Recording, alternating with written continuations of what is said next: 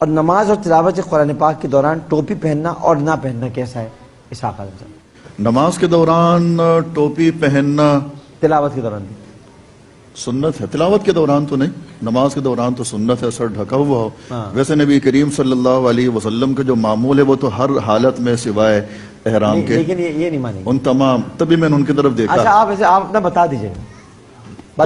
ویسے سنت معمول یہ ہے کہ سر حضور کا ہر وقت ڈھکا رہتا تھا، نماز کی حالت میں بھی اور نماز کے علاوہ کی حالت میں بھی، تو لہٰذا ذکر و اذکار میں، نماز میں، تلاوت قرآن کے دوران بہتر یہی ہے کہ سر ڈھکا ہوا آداب۔ سچ یہ ہے کہ ذخیرہ حدیث میں ایک روایت بھی ایسی موجود نہیں ہے جس نے نماز کا ذکر کیا ہو اور اس میں رسول اکرم صلی اللہ علیہ وسلم کے سر ڈھانپنے کا ذکر ہو۔ اسی طرح ذخیرہ حدیث میں ایک روایت بھی ایسی نہیں ہے کہ نبی کریم صلی اللہ علیہ وسلم کے ننگے سر کا ذکر ہو، یعنی حدیث نے اس کو اہمیت نہیں دی۔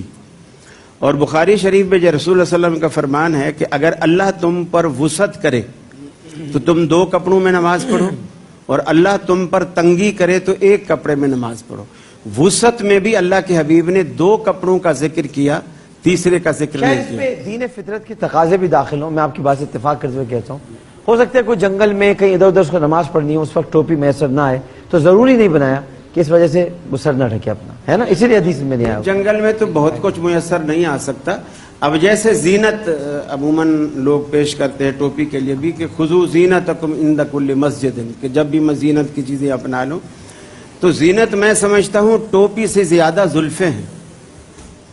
آپ جتنے بھی آپ شعراء گزرے ہیں، چاہے فارسی کے ہوں، عربی کے ہوں، اردو کے ہوں، آپ ان کی غزلیات دیکھیے، شاید ہی کسی نے ٹوپی کی تعریف کی ہو، سب نے زلفوں کی تعریف کی۔ اچھا عالم و نیر میں ٹوپی پہننا کیسا ہے؟ پوچھا جو ان سے چاند، ڈاکٹر صاحب پوچھا جو ان سے چاند نکلتا ہے کس طرح، زلفوں کو رخ پہ ڈال کر جھٹکا دیا کہ یوں۔ عورتوں کی زلفیں ہوتی ہیں، عورتوں کی۔ ہم ہوئے تم ہوئے کہ میر ہوئے، سبھی ان کی زلفوں کے اسیر ہوئے۔ پگڑی ٹوپی کا کہیں ذکر نہیں۔ عالم و نیر میں کیوں پہنتے ہیں آپ جو بیٹھے ہیں بغیر ٹوپی کافی ہے، 1 آدھ بندہ کافی ہے۔